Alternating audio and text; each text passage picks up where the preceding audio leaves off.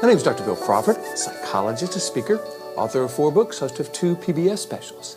Here today to give you another tip on how to help you create more clarity, confidence, creativity in everything you do. Today I want to look at the subject of the past, and especially this belief that we can't change the past. I'm sure you've heard that. You can't change the past. It's what it is. You got to about it. And, of course, on some level that's true. We can't change the fact that World War II happened or that even something happened to us. However, what we can do is change how we think about it, how we perceive it, and that will change the present and the future. So I want to show you how to actually change the past in a way that allows you to bring more clarity, confidence, and creativity to everything you do. You see, the past doesn't exist in our mind as like a factual movie of exactly what happens. We recreate the past based on our experience of it, based on what happened after that, before that, what's going on now. So given that we're recreating the past, why don't we recreate it in a way that serves us now and in the future? Now, what we want to be careful about here is this belief that somehow we have to change what happened in the past in order to feel differently now. Because that puts the belief in our mind that in order for us to have any influence on how we think or feel or be, we have to have certain things happen in a certain way. We don't want to do that. We don't want to tie our peace of mind to external events that we don't have any control over.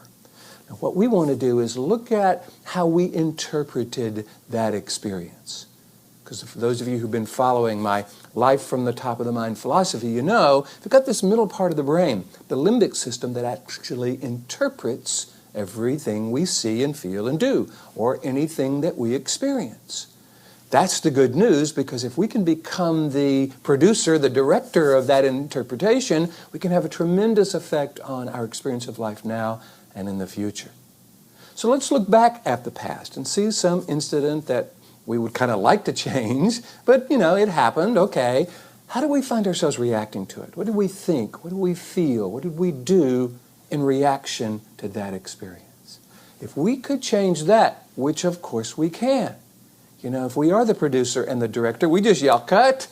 We go and we tell those actors and actresses to play different roles, or especially ourselves to react in a different way, respond in a way that's more purposeful, in a way that makes the statement about who we are, in a way that we would recommend to someone we love. And anytime we think something or do something, we create a neural pathway in our brain. So just as we have some old neural pathways in our brain about what the past meant and the effect it had in our lives, we can create some new neural pathways by imagining responding to that situation in a more purposeful way, in a way we would recommend to someone we love. If we could choose the qualities or characteristics we brought to that experience, how we interpreted it, did we make it information about us and what's wrong with us? Or did we make it information about what's going on outside of us and choose to respond in a way we could feel really, really proud of? I hope you're seeing how this idea of changing the past is really about changing who we were back then so that we can be more of that person now and in the future.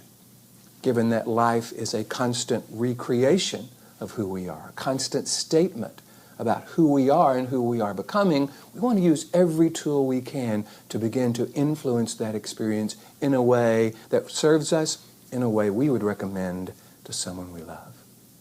So if you have an experience in the past that has been causing you some pain, or a memory that has been getting in the way of you bringing your clarity, confidence, and creativity to life, I encourage you to change that memory. Change your experience of it. Change your response to it in that moment. Create a new movie of you being the way you would recommend to someone you love, and just watch how that begins to give us a new perspective on how we can respond to similar situations in the present and in the future. I hope you're enjoying these videos. As you know, I'm having a wonderful time bringing them to you. If so, please go to my website and let me know. Hit the contact button. The website, by the way, is billcrawfordphd.com, or just Google Bill Crawford, Ph.D. I'll come up on the first page. Hit the contact button. Let me know what you're thinking about these videos. Or if you're watching on YouTube, please hit the like button. Leave a comment below. I love to read your comments. If you have a question, put that below as well, and I will respond to that. Like me on Facebook if you would. Tell your friends. You know, one of the things that helps these kind of messages get out into the world is you sharing them with people you love, with people that you care about, and with people that you think could use this information. So I'm hoping you're doing that. In the meantime, here's to you, bringing more clarity, confidence, creativity to everything you do, and I look forward to seeing you in the next video.